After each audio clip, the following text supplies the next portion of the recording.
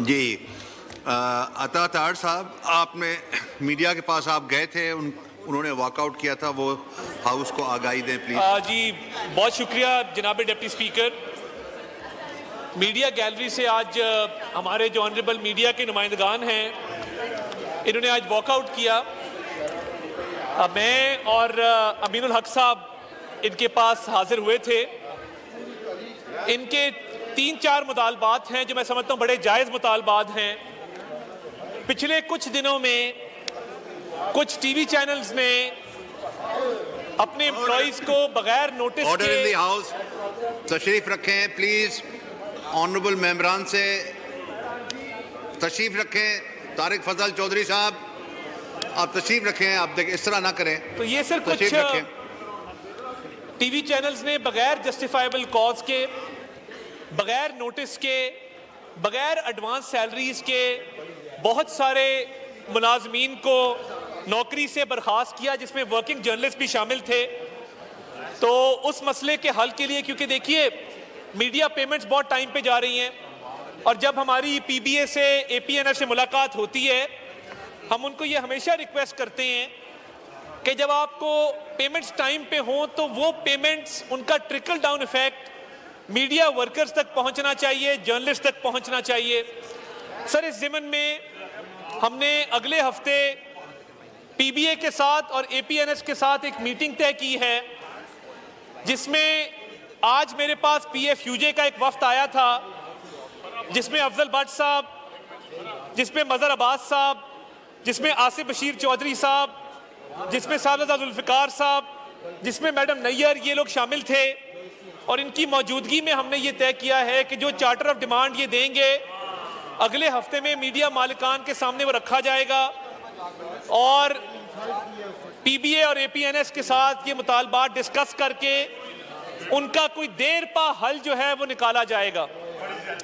इसके अलावा जो मीडिया वर्कर्स के हवाले से इशू था कि देखिए, जहां पे जो इलेक्ट्रॉनिक मीडिया है, प्रिंट मीडिया है, उनके मुलाजमीन का, उनके जर्नलिस्ट का एक मैकेनिज्म मौजूद है। अखबार वालों के पास ITNE है, अखबार वालों के पास और भी तरीक़ेकार हैं जहां पे एम्प्लॉइज के हकूक़ का तहफ़्फ़ुज़ होता है। पेमरा के अंदर एक काउंसिल ऑफ कंप्लेंट्स है मीडिया के लिए, जिसमें पीएफयूजे के मेंबर भी बैठते हैं।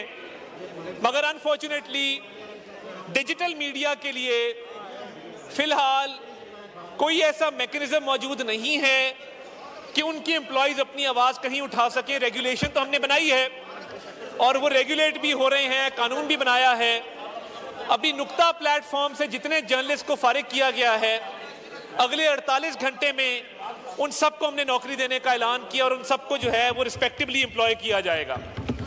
इसके अलावा जनाबे वाला, जो नेशनल प्रेस क्लब के ऊपर रेड किया गया था, और मैंने बतौर वजीर इत्तलात उस वक्त ये बयान दिया था कि ये रेड इसी तरह कि आपने मेरे घर पे रेड किया है, उस पर इंटीरियर वालों के साथ हमारी बातचीत चल रही है।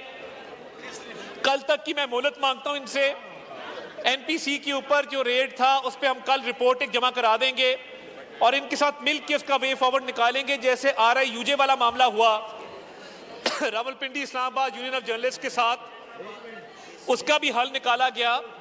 तो तमाम नुमाइंदा बॉडीज, वो पीबीए हो, एपीएनएस हो, CPNE हो, पीएफयूजे हो, एनपीसी हो, अमेंड हो, ये तमाम बॉडीज, मैं इनको अपनी कॉन्स्टिट्यूएंसी समझता हूँ और इनके मसाइल का हल मेरी अवलीन तरजीह है। और मैं इनको यकीन दिलाना चाहता हूँ कि किसी के खिलाफ कोई विंडिक्टिव एक्शन नहीं है, बल्कि मैंने इन्हें वहाँ पे 1-2 मिसालें भी दी कि हम तमाम जर्नलिस्ट को, एंकर्स को, we hold them in high esteem, और इंशाअल्लाह ताला इनके हकूक के तहफ़्फ़ुज़ को यकीनी बनाएंगे। बहुत शुक्रिया जनाबे वाला।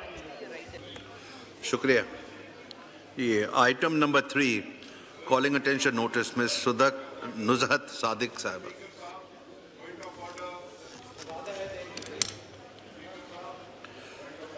ये एजेंडा कर ले, उसके बाद आपको देते हैं मौका। आज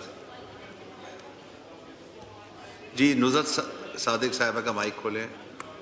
आप अपनी सीट पे जी, माइक खोलें। थैंक यू जी, सॉरी स्पीकर साहब, मेरा calling attention we'd like to invite attention of the Minister for Interior to a matter of urgent public importance regarding non-availability of a scientific and sustainable system for municipal waste disposal in Islamabad, causing grave concern amongst the public. जी, इसको तारिक फजल चौधरी साहब, आप इसको calling attention जी। Sir, गुजारिश ये है कि ये बड़ा एक अहम इशू है और इसके हवाले से गवर्नमेंट जो है CDA under interior ministry and then directly इसके ऊपर जो कंसर्न्स प्राइम मिनिस्टर साहब के भी हैं वो बड़े क्लियर डायरेक्शंस हैं। सॉलिड वेस्ट मैनेजमेंट के हवाले से हमारे शहरी एरिया में जो हमारा सिटी का सेक्टर एरिया है और हमारा रूरल एरिया है, दोनों में ये काम किया जाता है। हमारे जो सैनिटरी वर्कर्स हैं वो डोर टू डोर कलेक्शन करते हैं सॉलिड वेस्ट की, उसके बाद जो स्किप्स होती हैं उसमें उसको जमा किया जाता है एंड देन इसको टेम्परेरी तौर पे जो वेस्ट ट्रांसफ़र स्टेशन है I11 में, वहाँ से शिफ्ट किया जाता है और उसके बाद रावलपिंडी वेस्ट मैनेजमेंट कंपनी है RWMC, उसके साथ हमारा एक एग्रीमेंट है और फाइनल जो इसकी डिस्पोजल है वो चकबेली के पास रावलपिंडी में लोसर के मकाम के ऊपर होती है। तो ये वो मैकेनिज़्म है जिसके तहत सॉलिड वेस्ट मैनेजमेंट काम कर रहा है अंडर CDA। और इसके अलावा हमने अभी अखबार में टेंडर भी दिया था कि हम इसको आउटसोर्स करें ताकि मज़ीद बेहतर तरीके के साथ इस्लामाबाद के ख़ास तौर पर रूरल एरियाज़ में जहाँ पे अभी मुश्किलात हैं, जहाँ पे कुछ एरिया में शिकायत भी हैं कि मुकम्मल तौर पे सॉलिड वेस्ट मैनेजमेंट कलेक्शन नहीं हो रही, उनको भी इस एम्बिट में लाया जाए। तो उस पर भी हमने वो पहला टेंडर हुआ लेकिन वो कामयाब नहीं हो सका बिडिंग के हवाले से। तो अब इसको इंशाल्लाह पैकेज 1 पैकेज 2 में करके दोबारा रीटेंडरिंग में हम जा रहे हैं, आउटसोर्स इसको किया जा रहा है। तो ये वो मैकेनिज़्म है शॉर्टली सर जिसके तहत ये काम हो रहा है। जी शुक्रिया। मिस नुज़रत सादिक साहबा टू आस्क वन क्वेश्चन। शुक्रिया जी, thank you so much. Minister साहब ने बिल्कुल बताया है कितनी कलेक्शन और कैसे होती है, वो भी नो कैपिटल डेवलपमेंट CDA जो है वो करता है। मैंने स्पेसिफिकली एक क्वेश्चन किया था और सबमिट किया था जिसका जवाब 13 जनवरी को आया था, जिसमें बताया गया था कि CDA बोर्ड ने और फेडरल कैबिनेट ने sustainable solid waste management plan Islamabad capital territory के लिए अप्रूव किया है। मैं उस हवाले से पूछ रही हूँ कि इसके लिए उन्होंने कहा कि ज़रूरी जो स्टडीज़ हैं वो कैरी आउट और थ्रू MS अर्बन यूनिट और अकॉर्डिंग टू द स्टडी जो इन्होंने की और उसमें इंगेज किया नेस्पाक को भी और प्रॉपर डिज़ाइनिंग इंटायर प्रोजेक्ट की गई, कंसल्टेशन की गई for facility transition and advisory facilities के लिए, जिसमें material recovery facility, recycling, composting and engineered sanitary landfill वगैरह। इसमें मेरा सवाल ये था और उन्होंने कहा कि 1 साल के अंदर हम इसको कंप्लीट कर लेंगे। ऑनरेबल मिनिस्टर साहब से मेरा सवाल है कि इस प्रोजेक्ट का स्टेटस क्या है और ये कब तक आया? 1 साल में जो कहा गया था वो कंप्लीट हो जाएगा? क्योंकि इस्लामाबाद द ब्यूटीफुल कहते भी हैं और यकीनन खूबसूरत भी है, तो साफ़ भी होना चाहिए, इसका कोई मैकेनिज़्म है वो होना चाहिए। इसके लिए बताइए कि क्या ये 1 साल में हो जाएगा? बहुत शुक्रिया। शुक्रिया। तारिक फजल चौधरी। जी सर, मैं बिल्कुल अश्योर करता हूँ हाउस को और ऑनरेबल मेंबर को कि 1 साल में इंशाल्लाह ये बिल्कुल मुकम्मल हो जाएगा। इसके ऊपर जो मैक्सिमम स्टडीज़ हैं वो हो चुकी हैं और जैसे मैंने पहले कहा कि हमारी गवर्नमेंट का और बिलखुसूस प्राइम मिनिस्टर साहब का ये बहुत बड़ा कंसर्न है कि हमारे शहर साफ़ होने चाहिए, हमारे देहात साफ़ होने चाहिए। मैं just for the sake of reference यार्स कर दूं कि जब वो चीफ मिनिस्टर थे पंजाब के, तो उस वक्त हमारे जितने मेजर सिटीज़ थे, हमारे टाउन्स थे, उनकी आपको याद है, बिलखुसूस अगर मैं पिंडी का हवाला दूँ, लाहौर का हवाला दूँ, तो इंटरनेशनल बिडिंग के ज़रिए सॉलिड वेस्ट मैनेजमेंट टीम्स को ये ज़िम्मेदारी सौंपी गई कि वो वहाँ से वो सॉलिड वेस्ट मैनेजमेंट करती थी और ख़ास तौर पे तुर्किया की कंपनियाँ, उन्होंने भी आकर उस बिडिंग में हिस्सा लिया और वो सॉलिड वेस्ट मैनेजमेंट के हवाले से काम करती रही हैं। इस्लामाबाद में भी इंशाल्लाह CDA पहले भी बड़ी महारत से और चबकदस्ती से ये काम कर रहा है और जो मैंने आपको अर्ज़ की कि रूरल एरिया के अंदर जो शिकायत हैं वो फैक्ट मैंने बिल्कुल ऐवान के सामने रखा है, उसे भी कवर करने के लिए सारी ये स्टडीज़ की गई हैं, फिजिबिलिटीज़ बनाई गई हैं और ये जो प्रोजेक्ट जिसका वो जिक्र कर रहे हैं इंशाल्लाह अगले 1 साल में ये 100% मुकम्मल हो जाएगा।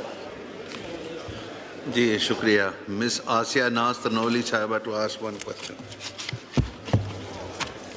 शुक्रिया जनाब डिप्टी स्पीकर साहब। सर मिनिस्टर साहब बड़े अच्छे तरीके से जवाब दे रहे हैं, लेकिन मेरा सवाल ये है कि इस्लामाबाद जो कि कैपिटल है पाकिस्तान का, उसमें इस तरह का होना ये बड़ा अचंभे की बात है। और जिस तरीके से कचरा डंप करने के लिए ट्रांसपोर्ट ली जाती है, उस ट्रांसपोर्ट के हवाले से मैं बात